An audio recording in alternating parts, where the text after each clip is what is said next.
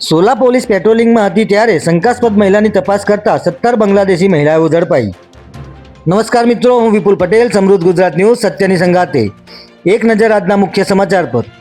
તાજેતરમાં જ અમદાવાદના ચંદુરા તળાવ પર દબાણ દૂર કરવામાં આવ્યું હતું અને અહીં મોટાભાગના મકાનોમાં વસવાટ કરતા બાંગ્લાદેશીઓની અટકાયત કરવામાં આવી હતી। ત્યારે હજુ પણ ગેરકાયદેસર વસવાટ કરતા બાંગ્લાદેશીઓનો સિલસિલો યથાવત છે।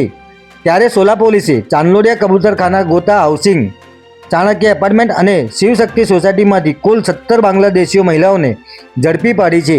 ત્યારે ઝડપાયેલ 17 બાંગ્લાદેશી મહિલાઓની પૂછપરછ કરતાં સામે આવ્યું કે બાંગ્લાદેશના એજન્ટ મારફતે માત્ર 5,000 રૂપિયામાં જ આ મહિલાઓને ભારતમાં ગેરકાયદેસર પ્રવેશ લીધો હતો અને આ મહિલાઓ 10 દિવસથી લઈને 4 વર્ષથી વસવાટ કરતી હોવાનું સોલા પોલીસની તપાસમાં સામે આવ્યું છે।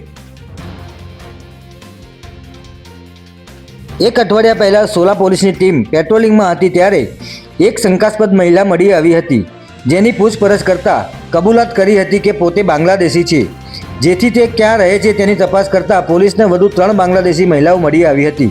ત્યારે સોલા પોલીસે આ તપાસ સતત એક અઠવાડિયું કરી હતી, જેમાં એક બાદ એક કુલ 17 બાંગ્લાદેશીઓ મહિલાઓ ઝડપાઈ હતી। હાલ સોલા પોલીસે તમામ મહિલાને બાંગ્લાદેશ પરત મોકલવાની કાનૂની પ્રક્રિયા હાથ ધરી છે। ત્યારે કોઈ મહિલા ભારત દેશ વિરુદ્ધ કોઈ પ્રવૃત્તિમાં જોડાય છે કે નહીં એ દિશામાં પણ વધુ તપાસ હાથ ધરવામાં આવી છે।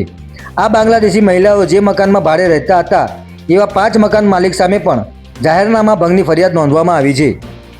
જય હિન્દ, જય ભારત।